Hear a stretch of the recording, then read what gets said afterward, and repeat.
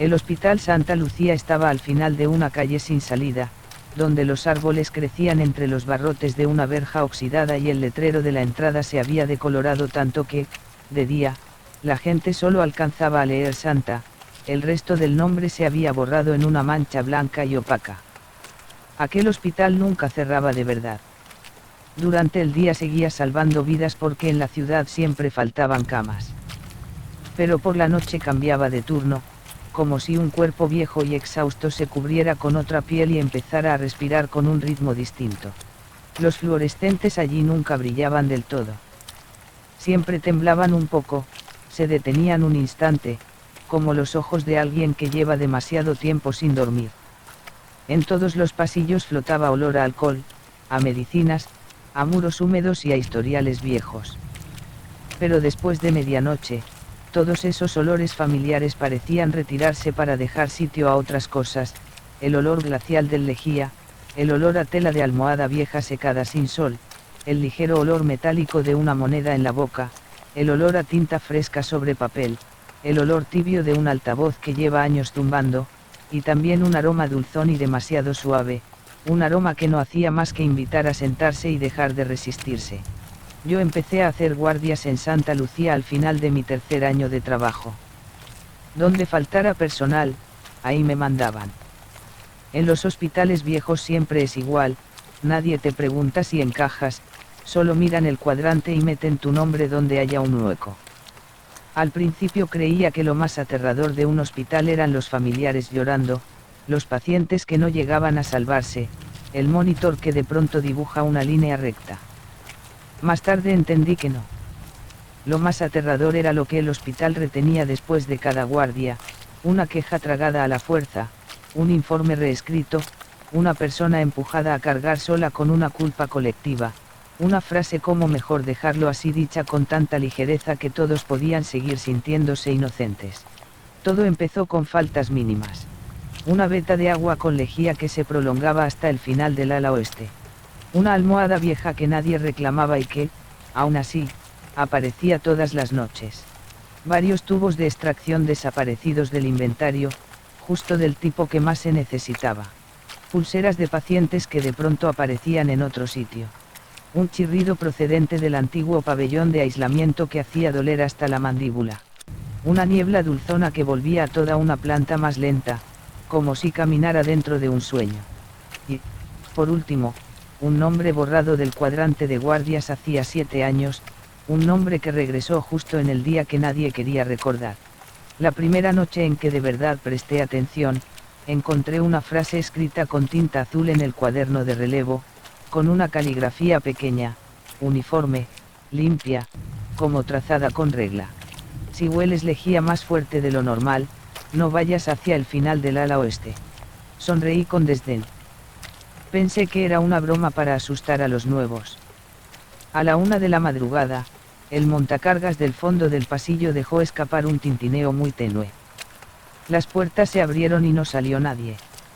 Solo una corriente de aire helado, cargada de olor a desinfectante, me golpeó el rostro y me hizo parpadear.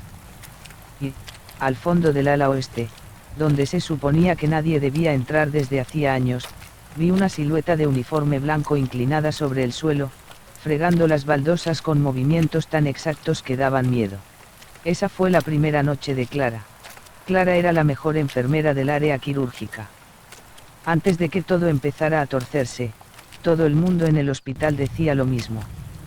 Nunca movía un instrumento de más, cambiaba vendajes con una limpieza que tranquilizaba solo con verla, y cuando daba instrucciones a los pacientes lo hacía en voz baja, clara, sin una palabra sobrante. En un hospital viejo como Santa Lucía, alguien así valía más que una máquina nueva. Pero luego Clara empezó a cambiar a través de una costumbre que, al principio, parecía inofensiva, volvía a limpiar todo. Primero los pomos de las puertas. Luego las mesas de acero.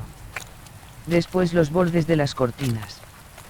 Más tarde las barras del pasillo, las ruedas de las camillas, los botones del ascensor, las tapas de los cubos, los respaldos de las sillas, el cristal de la ventanilla de farmacia.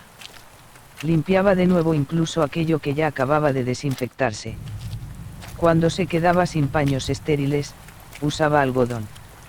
Si no quedaba algodón, usaba gasas. Y si no había gasas, cogía servilletas de los familiares y las empapaba de lejía. Aquella noche me habían mandado al bloque quirúrgico antiguo porque faltaba gente en reanimación. Sobre las 12:30 vi a Clara ante el armario del material, cambiándose el tercer par de guantes en 10 minutos. Tenía el rostro inclinado hacia una mancha que yo, por más que entrecerraba los ojos, no lograba ver. ¿Sigue sucio?, le pregunté. Clara no levantó la cabeza enseguida. Primero se miró las manos, como si comprobara si llevaba algo adherido a la piel, y solo entonces contestó. La suciedad no está en la superficie. ¿Entonces dónde? En la pared. En las rendijas. En las manos de la gente también. Lo dijo con una serenidad tal que no supe si reírme o seguir preguntando. Pero en ese mismo momento el olor a lejía se intensificó. No era el olor corriente de una limpieza cualquiera. Era frío y agresivo, como si quisiera barrer incluso el aire. La seguí un rato porque temía que echara demasiado producto y acabara irritando a los pacientes.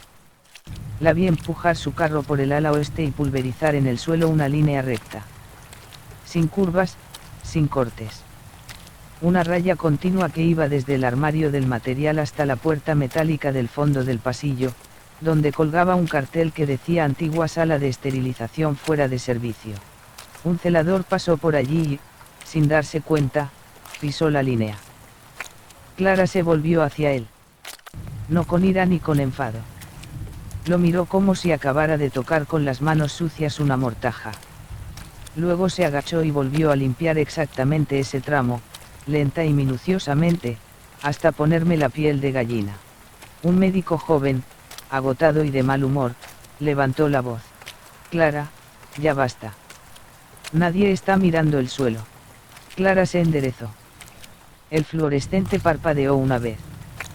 En aquel instante, su sombra se proyectó más larga de lo normal, como si hubiera otra sombra justo pegada a su espalda. Pero eso sí nos está mirando a nosotros, dijo. Nadie respondió. En un hospital hay frases que la gente elige dejar pasar porque, si las toma en serio, siente un frío en la nuca. Cerca de las 2 de la mañana oí correr agua en la zona de lavado. Entré y vi a Clara restregándose las manos hasta enrojecérselas. El agua blanca de espuma corría por el lavabo. En el espejo viejo, su rostro aparecía cortado por la luz en franjas de claridad y sombra. Te estás haciendo daño, le dije. Clara me miró a través del espejo. Tenía la mirada cansada, pero no era una mirada cuerda del todo. ¿Ya lo hueles?, preguntó. ¿Joule qué? El olor de lo que no acepta limpiarse. Estuve a punto de bromear para aliviar el ambiente, pero en ese instante el extractor del techo soltó un chirrido. No fue fuerte. Solo lo bastante agudo como para parecerse a unas uñas rozando metal. Clara cerró los ojos un segundo y volvió a abrirlos. Se mete por las grietas de la pared, susurró. Si no lo detengo, por la mañana llenará todo el pasillo. Acto seguido empujó el carro directamente hacia el final del ala oeste. La seguí. Pero delante de la puerta de la antigua sala de esterilización se volvió y, por primera vez, me miró de frente. Tenía los ojos más abiertos de lo normal. No por rabia, sino por una clase de súplica desesperada. No me sigas, dijo. La noche ya se te ha pegado encima. Antes de que pudiera agarrarla del brazo, Clara sacó una llavecita de no sé dónde. La cerradura hizo clic. La puerta se entreabrió y una ráfaga helada me golpeó la cara. El olor a lejía era tan intenso que me hizo lagrimear. Ella empujó el carro adentro y cerró la puerta con suavidad. Golpeé la puerta. Nadie contestó. Llegaron el vigilante, el técnico, el médico de guardia. Cuando logramos forzar la cerradura, casi al amanecer, Clara ya no estaba. Dentro solo había una estancia absurdamente limpia. Las baldosas secas y brillantes. Los estantes de acero pulcro reluciendo. Los paños doblados en pilas perfectas, alineados al milímetro. los pulverizadores colocados en una fila tan precisa que parecía medida con regla. En la pared del fondo, con una tinta azul demasiado familiar, se leía una frase escrita en letra pequeña. Si algo sigue sucio, nadie está a salvo. Desde aquella noche, exactamente a las 3 de la madrugada, el ala oeste empezó a llenarse sin falta de un olor a lejía. Bastaba con que alguien dejara caer una gota de medicación, una mancha de café o la huella embarrada de un zapato, para que a la mañana siguiente ese punto apareciera impecable, atravesado por una línea recta de limpieza perfecta, como si alguien hubiese pasado durante la noche a corregir el fallo. La gente dejó de mencionar el nombre de Clara. Los hospitales saben olvidar a los suyos con una rapidez espantosa. Y luego vino Inés. Inés nunca había sido el tipo de persona que llamara la atención. Era pequeña, de hombros estrechos, hablaba poco y caminaba con una ligereza tal que muchas veces solo sabías que había pasado por detrás de ti por el roce de su uniforme. Lo que la hacía inolvidable eran los ojos. Inés parecía vivir después de otro insomnio, con los ojos demasiado abiertos, demasiado secos, como alguien que temiera que, si parpadeaba apenas un segundo, se perdería algo que no debía oír. Tras lo de Clara, me asignaron unas cuantas noches al antiguo pabellón de hospitalización, porque allí también faltaba personal. Era un edificio viejo, de techos bajos, paredes húmedas y un pasillo largo que parecía las tripas de una casa abandonada. Al fondo estaba la lavandería en desuso, y detrás una escalera secundaria cerrada con cadena. La primera noche allí, la enfermera que me relevó solo me dijo una cosa: no dejes que Inés vaya sola después de las 2. Le pregunté por qué, pero miró a su alrededor y se marchó sin responder, como si ya hubiera hablado demasiado. Inés tenía una costumbre extraña, siempre llevaba consigo una almohada vieja. No era de los pacientes. La funda, color crema, tenía los bordes gastados y estaba tan hundida que parecía aplastada por años de uso. La abrazaba contra el pecho como si fuera algo más necesario que cualquier historial. Una vez le pregunté en tono de broma: ¿te traes la almohada a la guardia para qué? Ella respondió de inmediato, sin sonreír: para vigilar el sueño. Creí que lo decía por decir.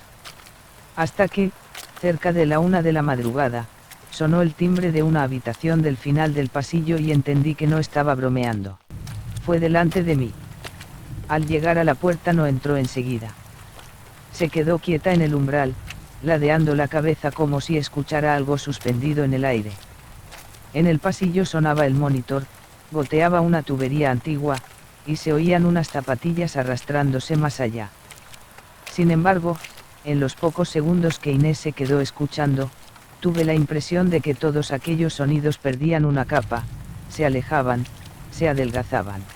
Abrió la puerta, apoyó la almohada en el antebrazo izquierdo y se inclinó hacia el paciente. Habló tan bajo que parecía deshacerse dentro del ruido de la respiración mecánica. Quédate quieto. No escuches más. El paciente, que estaba agitado y respiraba con dificultad, comenzó a calmarse. No de golpe. No como un milagro. Simplemente el aire de la habitación se volvió más blando, como si alguien hubiera cubierto todo con una capa de algodón. Desde esa noche empecé a fijarme. Cada vez que Inés pasaba por el pabellón antiguo, todo el lugar quedaba un poco más silencioso. No silencioso porque se vaciara de gente. Silencioso de una manera intencionada. El extractor sonaba más bajo. Los monitores parecían venir de muy lejos. El timbre de llamada dejaba de chirriar como siempre y se volvía más grave, como si una mano invisible apretara el sonido hasta ablandarlo. Hasta el tintineo de una cucharilla en un vaso de plástico, en el control, perdía sus bordes. A las 2 de la madrugada vi a Inés sola al final del pasillo, de espaldas a mí. Su sombra era corta y oscura, pegada a las baldosas. La almohada seguía en sus brazos. Inés, la llamé. No se volvió. No llames tan alto, contestó. Aquí todo sonido se queda guardado. ¿Qué estás diciendo? Inés inclinó la cabeza. En esa postura se parecía a alguien pegando la oreja a un muro para averiguar si del otro lado hay alguien. La gente no duerme solo por la enfermedad, dijo. A veces no duerme porque el hospital no deja que duerma. Si se vuelven demasiado delgados, oyen lo que sigue despierto dentro de las paredes. Iba a acercarme, pero las luces del pasillo parpadearon una vez. En ese instante de penumbra, el silencio que acompañaba a Inés se volvió denso, se me vino encima como agua.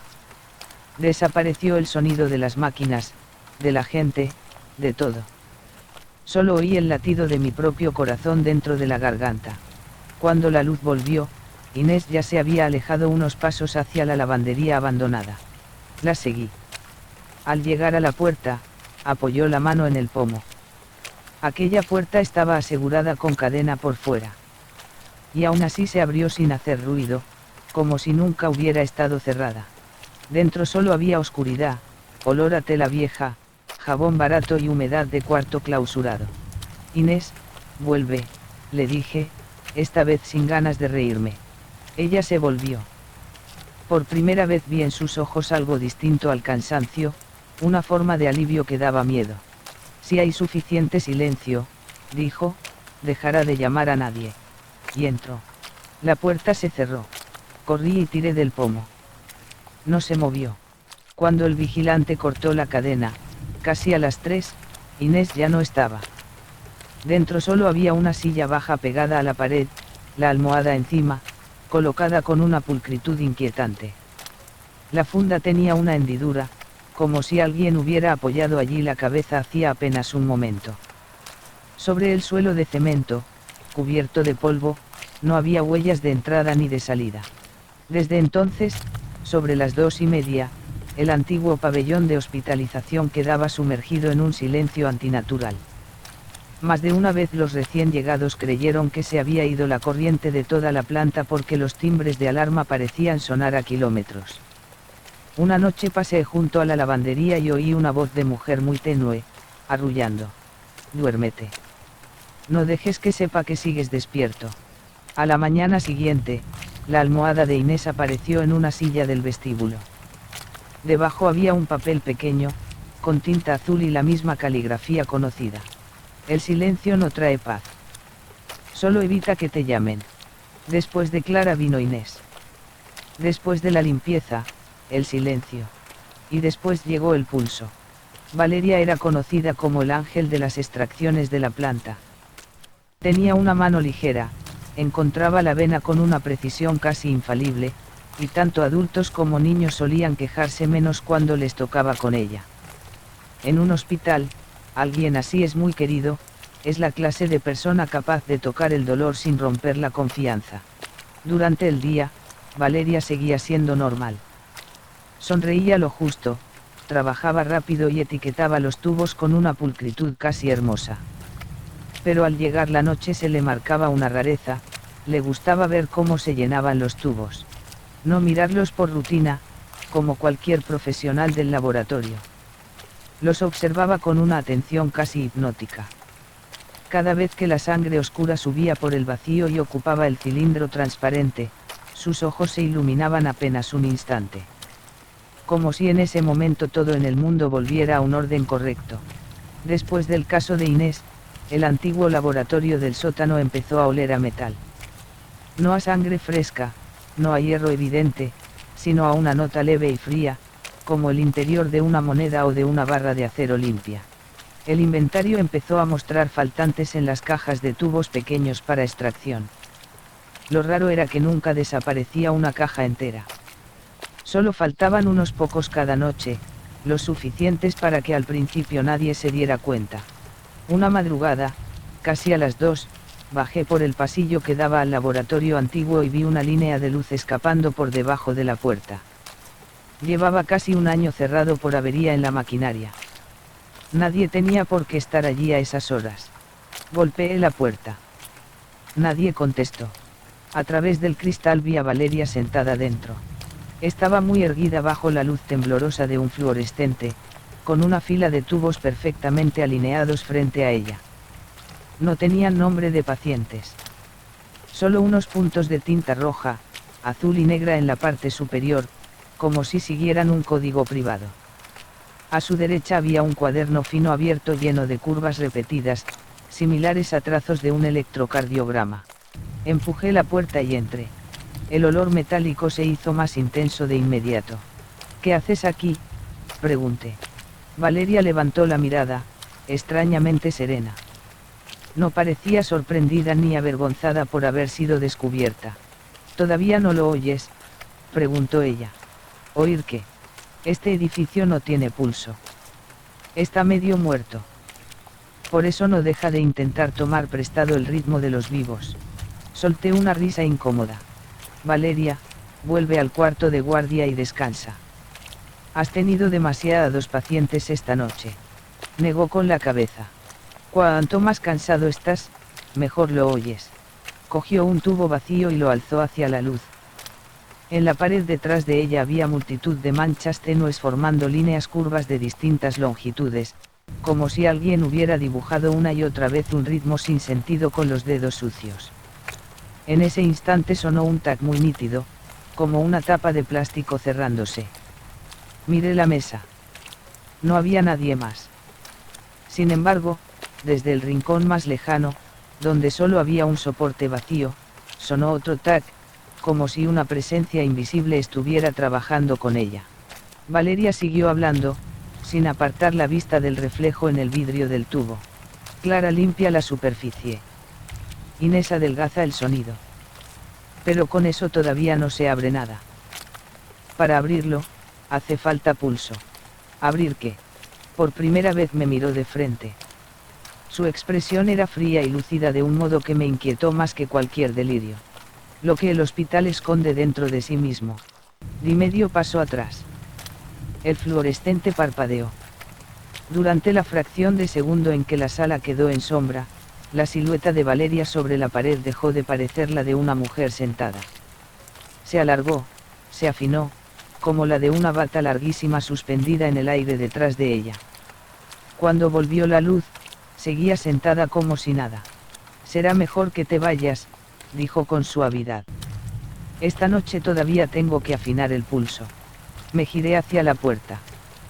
Justo cuando iba a tocar el pomo, el ascensor del final del pasillo emitió un tintineo. Las puertas se abrieron. No había nadie dentro. Solo una bandeja de acero en el centro del suelo, y sobre ella varios tubos colocados con un orden impecable, reflejando líneas finas de luz bajo la lámpara amarillenta. Me quedé clavado. Del ascensor salió una ráfaga fría, con olor a metal, que me rozó las piernas como si alguien acabara de pasar a mi lado. A la mañana siguiente, el laboratorio antiguo volvía a estar cerrado como si jamás hubiera sido abierto. Valeria seguía en su turno diurno, seguía hablando con dulzura a los pacientes, seguía extrayendo sangre sin hacerles daño. Pero desde aquella noche, cada vez que pasaba cerca de la escalera de servicio, a veces escuchaba un tac diminuto. Los monitores de varias habitaciones cercanas también empezaron a acelerarse y ralentizarse a la vez, como si todo el edificio estuviera funcionando con un solo latido compartido. Y en la pared exterior del antiguo laboratorio, bajo la pintura nueva, se adivinaban a contraluz tres palabras difíciles de ver si uno no inclinaba la cabeza bajo la lámpara. Hace falta pulso. Limpieza. Silencio. Pulso. Las tres cosas empezaron a caminar juntas dentro de mi cabeza. Y Alba trajo la cuarta. Alba había sido la coordinadora del área quirúrgica. Nadie en el hospital se atrevía a cuestionar su trabajo. Los historiales pasaban por sus manos y rara vez había un error. Recordaba nombres de pacientes, grupos sanguíneos, fechas de cirugía, qué familiar debía firmar qué documento. Su manera de trabajar daba la impresión de que, al menos en medio de tanta pérdida, algo seguía bajo control. Luego murió su hija, después de una larga espera para un trasplante. No fue un error único, sino una cadena de retrasos que todos podían atribuir a otros. Faltaban camas, un documento carecía de una firma, los resultados del laboratorio no habían llegado, el material no subió a tiempo. Y, al final, como nadie cargó con toda la culpa, el dolor cayó entero sobre Alba. Tras el entierro siguió yendo al hospital. Solo que, desde entonces, el hospital comenzó a perder cosas de una manera muy particular. No desaparecían los objetos grandes. Desaparecían cosas pequeñas, personales, íntimamente ligadas a cada persona, pulseras de identificación, tarjetas antiguas, etiquetas de muestras, 2 paquetes de sutura del mismo calibre, un consentimiento informado ya firmado, una foto familiar guardada en un historial, un calcetín infantil olvidado. Todo se esfumaba de su sitio original y, en ocasiones, reaparecía en otro lugar, ordenado con una pulcritud escalofriante. La noche en que me topé con el secreto de Alba, reabrieron un quirófano viejo por saturación del área de urgencias. El quirófano número 3 estaba al final del bloque, sellado desde hacía años por el deterioro de sus instalaciones. Cuando llevé unos documentos, la puerta estaba cerrada, pero desde dentro salía la luz blanca y dura de la lámpara quirúrgica. Y también un sonido tenue, no de máquina, no de voces, el sonido de alguien colocando objetos sobre acero, uno a uno, con un cuidado metódico. Golpeé la puerta. Nadie respondió. Entré. La sala estaba iluminada con una frialdad de congelador. En el centro no había ninguna cirugía. La mesa de operaciones estaba vacía. La máquina de anestesia, apagada.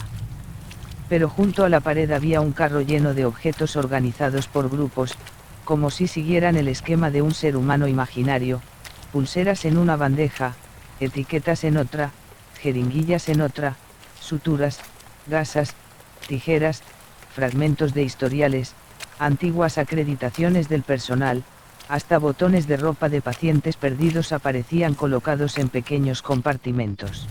Encima del carro había una muñeca de tela, pequeña, envuelta en vendas como un cuerpo recién intervenido. En el pecho llevaba una etiqueta blanca aún sin nombre.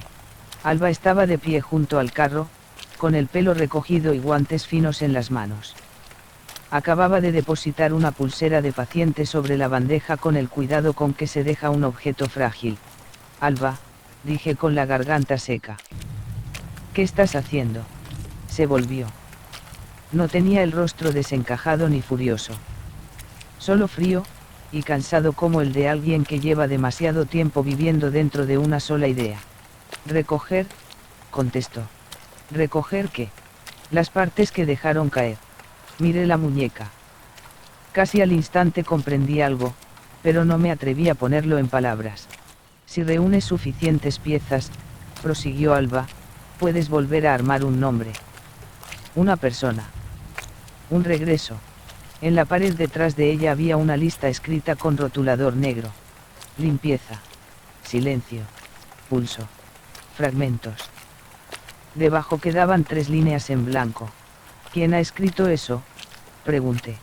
Alba no respondió. Alisó con la yema del dedo una etiqueta de papel hasta dejarla perfectamente recta, y luego, muy quedo, como hablándole a alguien fuera de mi vista, murmuró. No te faltes más. La lámpara quirúrgica del techo parpadeó una vez. La etiqueta blanca sobre el pecho de la muñeca recibió un pequeño trazo de tinta, como si alguien invisible hubiera apoyado allí la punta de un bolígrafo sin llegar a escribir nada. Retrocedí. Entonces mis ojos se fijaron en mi propia acreditación, colgada del cuello. Le faltaba una esquina de plástico. No mucha, solo justo la parte final del número.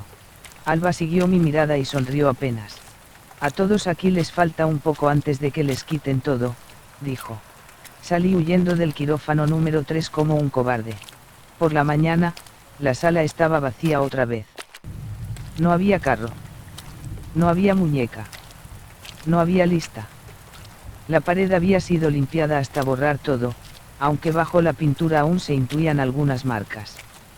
Alba siguió yendo al hospital unos días más, contestando preguntas y firmando papeles. Después pidió una baja sin sueldo y no volvió. Desde entonces, mucha gente en el hospital descubrió que le faltaba una parte mínima de algo suyo. Una esquina de una tarjeta, un botón, una fotografía, un papel. No lo bastante grande como para provocar una investigación seria, pero sí lo suficiente como para que todos sintieran que alguien los observaba de una manera personal. Una noche abrí mi taquilla y encontré dentro una hoja doblada en 4. Solo decía: cuando ya haya pulso, se sabrá qué falta. Empecé a pensar seriamente en pedir el traslado. Pero no llegué a hacerlo antes de que el antiguo pabellón de aislamiento alzara la voz. Soledad había trabajado en el viejo pabellón de aislamiento, separado del edificio principal por un corredor estrecho y una puerta de hierro gruesa.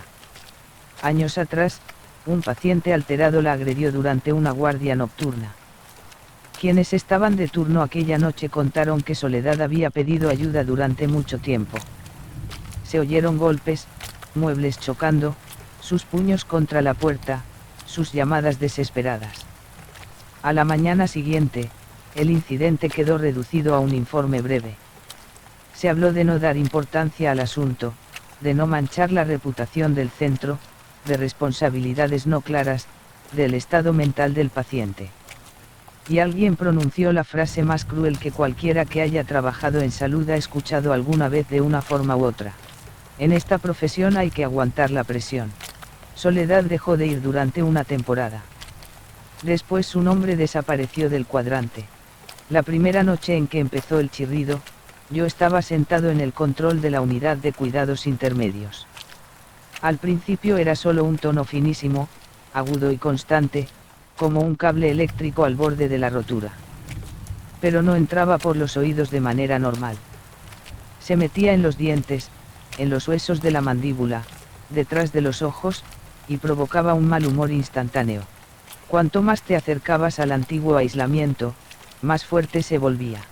Me mandaron a acompañar el traslado de un paciente porque no quedaban habitaciones libres. En cuanto crucé la puerta de hierro sentí un escalofrío en la nuca. El pasillo que conectaba con esa zona era largo, desnudo, débilmente iluminado, con puertas cerradas a ambos lados como bocas de cajas. El aire allí parecía haberse quedado retenido durante años. Apenas dejé el historial sobre la mesa, noté una respiración justo detrás de mi hombro. Me volví. No había nadie. Solo el cristal esmerilado de la puerta de la habitación de enfrente.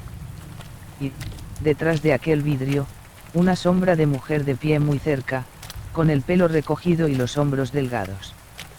El rostro no era más que una mancha más oscura que el resto. El tono agudo se clavó más hondo. Intenté usar el valquie. Solo devolvía estática. Entonces una voz de mujer habló desde muy cerca, aunque yo no podía determinar desde dónde. Aquel día llamé y me pidieron que no alterara las cosas. No fue un grito. No fue una amenaza escandalosa. Fue una voz narrando, con una frialdad que me atravesó los huesos. Corrí hacia la puerta de hierro. Cerrada. El chillido creció, pasando de un sonido fino a una cuchilla de ruido que me atravesaba la cabeza.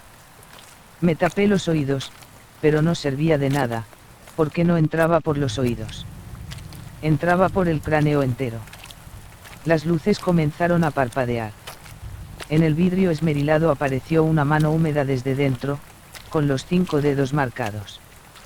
Se deslizó lentamente hacia abajo, dejando una estela alargada, como si alguien desesperado hubiera intentado golpear sin fuerza. Entonces se encendieron los altavoces del pabellón. «Escúchame una vez», dijo aquella voz. Ese día yo necesitaba que alguien me oyera. Ellos necesitaban un expediente más limpio. El chirrido explotó.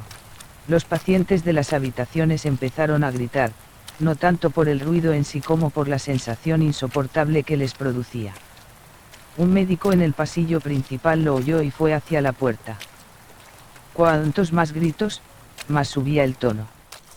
Parecía alimentarse del desorden, del sistema nervioso al límite de todo el mundo. Empecé a golpear la puerta para que me sacaran. En ese momento, la voz volvió a salir por el altavoz. «Pues ahora calaos todos». Y, de pronto, todo el pabellón cayó en un silencio abisal, como si lo hubieran hundido bajo el agua. Se apagaron los gritos, las máquinas, el mundo entero. Solo permanecía el latido desbocado de mi propio corazón y la sensación de estar siendo obligado a guardar silencio hasta asfixiarme. La puerta de hierro se abrió cuando el técnico logró dar con la llave de emergencia. Salí casi desplomándome. Pero el ruido no se quedó dentro del aislamiento. Se deslizó hacia el sistema de megafonía, corrió por los cables hasta otras salas del hospital, y pocos minutos después media planta estaba frunciendo el ceño, sujetándose la cabeza, levantando la voz o rompiendo a llorar sin motivo aparente. En el panel electrónico del vestíbulo, los números de las habitaciones parpadearon y se transformaron en una serie de ondas sonoras deformadas. Desde aquella noche, cada vez que alguien del hospital soltaba un cállate con más crueldad de la cuenta, a veces el sistema de altavoces crepitaba. Si había suerte, solo era un zumbido breve. Si no, se oía una frase muy clara, como hablada pegada al micrófono. Yo ya llamé una vez. El sonido se convirtió en la quinta pieza. En ese punto ya había comprendido que algo estaba reuniendo, una a una, las reacciones de quienes habían sido empujados al límite. Clara había escogido la limpieza, Inés el silencio, Valeria el pulso, Alba la recolección, Soledad la voz. Y Paloma traería la más peligrosa de todas. No el dolor, sino su desaparición. Paloma era una de las enfermeras favoritas de los pacientes.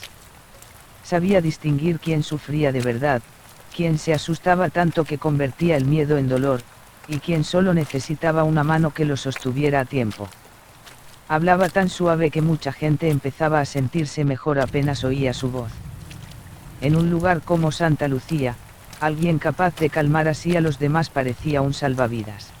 Y precisamente por eso era de las personas que más fácilmente podían desgastarse.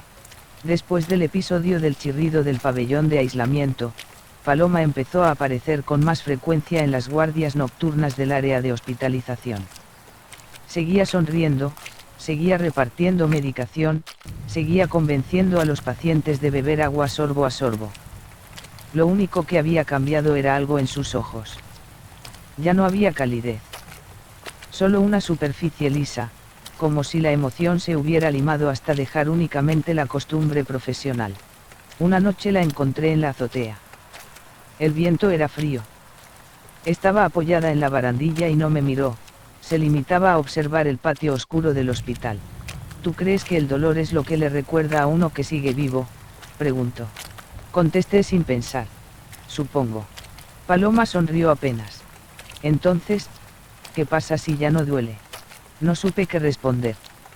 No porque la pregunta fuera difícil, sino porque el tono con que la hizo era el de alguien que llevaba demasiado lejos una sola idea.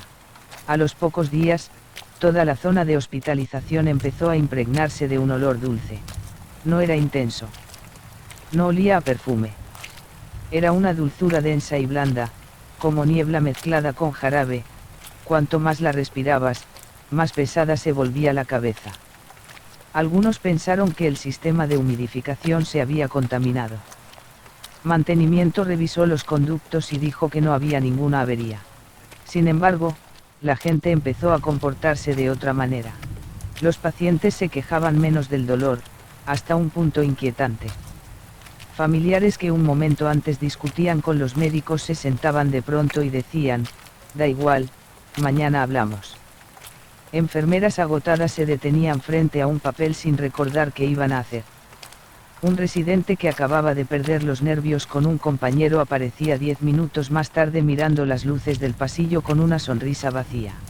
La noche en que aquello se volvió evidente, la niebla del pasillo era más espesa de lo normal.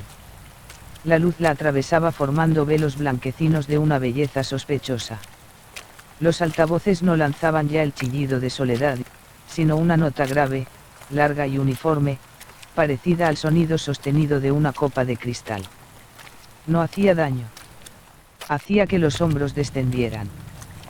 Que los párpados pesaran. Que la voluntad empezara a parecer un esfuerzo innecesario. Vi a Paloma caminar por el pasillo con una bandeja de medicación en las manos. Repartía vasitos y comprimidos a pacientes, y también a algunos trabajadores demasiado cansados. No le des nada más a nadie, le dije, cortándole el paso. Paloma me miró sin enfadarse. Casi con compasión. Solo intento que sufran menos. Si sufren, se trata según prescripción. No así. Paloma inclinó la cabeza. ¿Sabes cuánta gente aquí desea cada noche que el dolor se apague del todo? Lo sé. Entonces, ¿por qué os asusta cuando existe una manera? Miré la bandeja. No había nada extraño a simple vista. Analgésicos, calmantes, vasitos de agua. Pero lo que me aterraba no estaba en la medicación, sino en la forma en que hablaba. Paloma sonaba como si hubiera aceptado por completo que la solución más misericordiosa para todos era dejar de reaccionar, dejar de resistirse, dejar incluso de estar lo bastante despiertos como para entender lo que estaba ocurriendo. El dolor hace que la gente grite, murmuró. Los gritos ensucian el hospital. La suciedad trae desorden. El desorden hace que todos acaben hiriéndose. Si todo fuera suave, nadie heriría a nadie. Al decir eso, me llegó otra vez el olor a lejía del fondo del ala. Oí el tac del plástico en la escalera. Sentí una franja de silencio rozándome las orejas. Y desde los altavoces llegó un zumbido agudo, bajo y adormecido, como si el chirrido de Soledad durmiera dentro del metal. Entonces lo entendí. Las 6 cosas no estaban separadas. Se estaban superponiendo. Una auxiliar pasó junto a nosotros y se dejó caer en el suelo sonriendo, como si la gravedad hubiera dejado de importarle. Un familiar se quedó inmóvil en mitad del pasillo, con los ojos húmedos, sin saber por qué lloraba. Un médico soltó la carpeta y quedó mirando al vacío, como si de pronto todas las decisiones del mundo hubieran perdido sentido. No le des nada más a nadie, grité. Paloma me sostuvo la mirada. Su voz seguía siendo suave, pero ahora cortaba como una cuchilla envuelta en algodón. Te equivocas. Se lo llevan tomando desde el momento en que deciden quedarse aquí y convencerse de que aún aguantan. Subí corriendo a mantenimiento para cortar el viejo sistema de humidificación. En la escalera encontré un papel pegado a la pared, con la misma tinta azul de siempre. No pidas alivio demasiado pronto. El hospital se llevará también lo que pesa.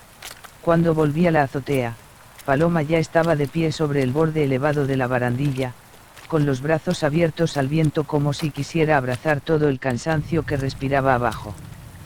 No era la postura de alguien dispuesto a caer. Era la postura de una sacerdotisa bendiciendo. ¿Tú no estás cansado?, preguntó. Y sí, lo estaba. Cansado hasta el punto de casi asentir. Esa honestidad fue lo que más miedo me dio. Porque si bastaba con estar cansado para abrir la puerta, entonces Santa Lucía nunca había carecido de llaves. Al amanecer, la niebla dulce se disipó. La gente fue despertando como de un sueño colectivo. Nadie recordaba con claridad dónde había estado, qué había dicho, qué había dejado sin hacer. El hospital registró aquello como una incidencia técnica del sistema de humidificación que causó malestar. Nada más. Pero en el cuaderno de relevo de la noche siguiente había una línea nueva. No confundas el alivio con la salvación. Las 6 piezas ya estaban reunidas. Supe entonces que lo último llegaría en el peor momento posible. Y llegó en el 7º aniversario de la caída de Elena. El nombre de Elena había sido retirado del cuadrante con tanta rapidez que muchos de los recién llegados ya ni siquiera sabían que aquella enfermera había trabajado alguna vez en Santa Lucía. Yo solo había oído retazos. Hacía 7 años hubo una complicación grave tras una cirugía. La prensa nunca se enteró. La familia no alcanzó a montar escándalo. La dirección hizo una reunión cerrada. Había que colocar el peso de la culpa sobre una sola persona para evitar que todo lo demás se viniera abajo. Elena fue esa persona. Nadie dijo abiertamente la culparon injustamente. En los hospitales casi nunca se usan palabras tan limpias. Se habla de delimitar responsabilidades, de asumir errores, de estabilizar la situación. Después de aquella reunión, Elena dejó de trabajar allí. Luego murió. Unos decían que se había quitado la vida. Otros que se había marchado a otra ciudad. Otros que había muerto por una sobredosis de pastillas. Nadie sabía nada con certeza. Y tampoco importó demasiado, porque todo ya estaba doblado y guardado dentro de un expediente. La noche en que se cumplieron 7 años llovía de una manera fina y constante. La lluvia convertía el patio del hospital en una lámina negra y brillante. Entré de guardia sintiendo ya que algo iba mal. El panel electrónico del vestíbulo parpadeaba con horarios erróneos. Los ascensores tintineaban sin motivo. El olor dulce de Paloma, la lejía helada de Clara, el silencio de Inés, el matiz metálico de Valeria, la punzada sonora de Soledad y la sensación de pérdida que traía Alba parecían flotar juntos en el aire. Sobre el mostrador del control de enfermería estaba abierto el cuaderno de relevo por una página en blanco. En el centro se veía un círculo trazado con tinta azul, fino, perfecto, cerrado, como si no lo hubiera dibujado una mano humana sino una imprenta. Alrededor del círculo había 7 marcas pequeñas, equidistantes, como posiciones reservadas para personas de pie. Debajo solo podía leerse una línea. Próxima guardia, guión bajo guión bajo guión bajo guión bajo guión bajo guión bajo. Iba a llamar a alguien para enseñárselo cuando el sistema de megafonía crepitó muy suavemente. No fue un chirrido. No fue la nota grave. Solo el sonido del micrófono al encenderse, como si unos labios se acercaran a él y respiraran. Entonces una voz de mujer pronunció: Elena. Solo un nombre. Pero todos los fluorescentes del vestíbulo parpadearon 2 veces. En el centro del suelo empezó a aparecer un círculo húmedo, una condensación dibujada directamente sobre las baldosas, del mismo tamaño que el del cuaderno. Desde los 6 pasillos que desembocaban en el vestíbulo fueron surgiendo, uno tras otro, los signos conocidos, un tramo de suelo más brillante de lo normal, una franja de silencio absoluto, el pequeño tac de una tapa de plástico, varias pulseras de pacientes cayendo cerca del bloque quirúrgico, un tono agudo recorriendo los altavoces, y el aroma dulzón invadiendo el aire desde hospitalización. Las 6 piezas tomaron sus posiciones. En el centro del círculo húmedo se fue formando una figura, primero solo como reflejo en el suelo. No se materializó de forma nítida, como en una película. Era apenas la silueta de una bata antigua, una mujer con el pelo recogido y la espalda completamente recta. Su rostro parecía estar detrás de una hoja de papel traslúcido. La gente que estaba en el vestíbulo empezó a moverse más despacio. Algunos se quedaron congelados a mitad de una frase. Otros olvidaron a dónde se dirigían. Un médico alzó la vista hacia el reloj de pared y frunció el ceño, porque el minutero empezaba a retroceder. Eché a correr hacia la puerta principal. Di unos pasos y, de pronto, seguía junto al mostrador. Lo intenté otra vez. Otra vez regresé al mismo sitio. El espacio del vestíbulo se había plegado sobre sí mismo, de forma que cualquier intento de huida terminaba devolviéndote al círculo. La voz habló de nuevo, pero ya no parecía salir de los altavoces. Estaba en el hueco mismo que quedaba entre las 7 posiciones. No necesito que me crean. Se detuvo un instante. Necesito que digan mi nombre como es debido. Supe entonces que tenía 2 opciones: quedarme inmóvil, como el hospital había conseguido que hiciera tanta gente antes que yo, o tocar ese nombre que todos habían ocultado durante 7 años. Me temblaban las manos. El olor dulce me embotaba la cabeza, el tono agudo me perforaba la mandíbula, el silencio me apretaba los oídos, la lejía me raspaba la garganta, el tac sonaba arriba en el techo y la sensación de que me habían arrancado algo seguía tirando de mi pecho hacia abajo. Las 6 piezas sostenían el vestíbulo como 6 manos invisibles. En la página del cuaderno, la línea de próxima guardia seguía vacía. No sé de dónde saqué el valor. Tal vez del puro agotamiento. Tal vez porque por primera vez comprendí que callar nunca había sido tan inocente como yo quería creer. Agarré el bolígrafo que había sobre el mostrador. Al quitarle el capuchón hizo un clic diminuto, y en medio de aquel silencio forzado sonó más claro que cualquier otra cosa. Escribí. No escribí mi nombre. Escribí: Elena estuvo aquí. Elena no debió cargar sola con todo. En el instante en que terminé el último trazo, todos los fluorescentes del vestíbulo parpadearon 3 veces seguidas. El tac del techo se volvió frenético y luego cesó. El olor dulce se retiró como niebla rota por el viento. El tono agudo se contrajo hasta convertirse en una respiración breve. El silencio de Inés se rasgó lo suficiente como para dejar entrar el sonido de la lluvia golpeando los cristales.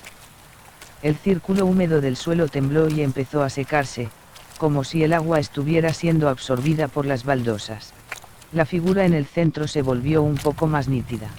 No vi con claridad el rostro de Elena. Solo sus hombros, muy rectos, muy cansados, pero ya no vencidos. Y por primera vez, aquella voz tuvo emoción. Por fin alguien lo ha escrito bien. Tras esas palabras, las 6 señales se replegaron con rapidez. El suelo dejó de brillar de manera antinatural. Los pasillos recuperaron el sonido de ventiladores y pasos. El olor metálico se disolvió entre el alcohol y el desinfectante común. Las pulseras dejaron de caer. La megafonía enmudeció. La dulzura se quebró como espuma. Solo quedó el olor real de la lluvia entrando por la puerta. La gente del vestíbulo parpadeó, dio 1 o 2 pasos atrás, como si todos despertaran de un mismo mareo sin comprender por qué estaban allí. Yo me dejé caer en una silla del control, todavía con el bolígrafo en la mano. Cuando levanté la cabeza, la tinta ya se había secado. La frase que había escrito seguía allí. Pero debajo había aparecido otra, con la misma letra azul, fina y uniforme. No obliguéis a nadie a callar para que este lugar parezca tranquilo. A la mañana siguiente, la dirección del hospital lo explicó con una frase habitual: incidencia eléctrica y reacción psicológica colectiva tras una serie de guardias extenuantes. Algunos lo creyeron. Otros fingieron creerlo. En los hospitales, a veces la fe importa menos que la capacidad de seguir trabajando.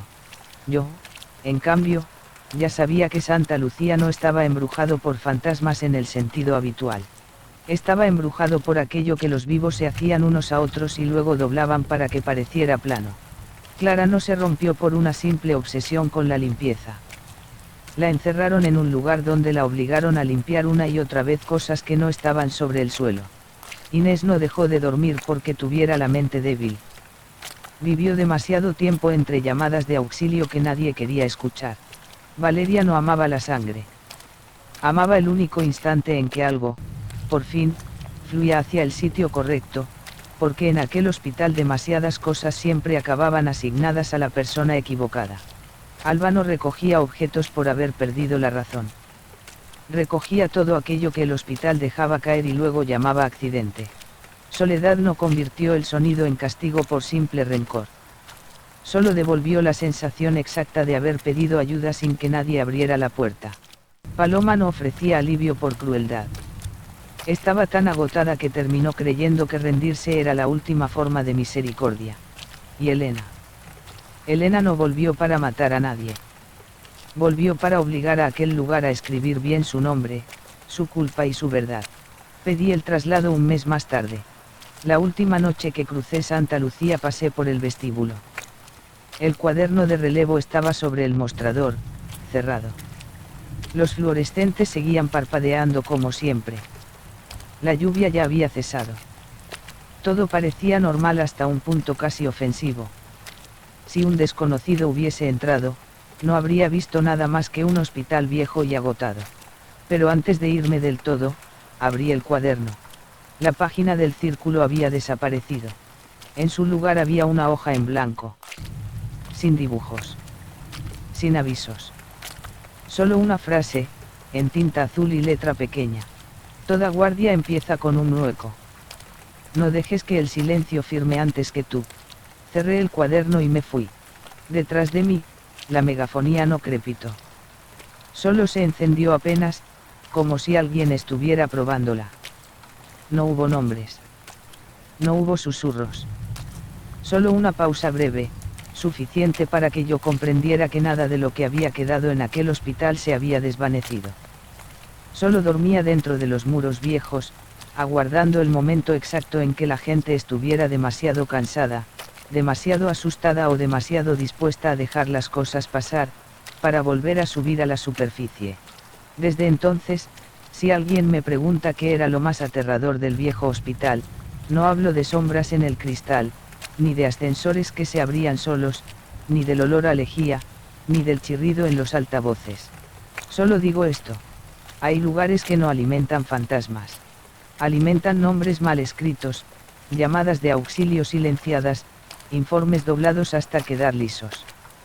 Y una noche, ese mismo lugar se abrirá, desplegará una a una todas esas hojas, y obligará a quienes siguen vivos a leer por fin todo aquello que prefirieron callar.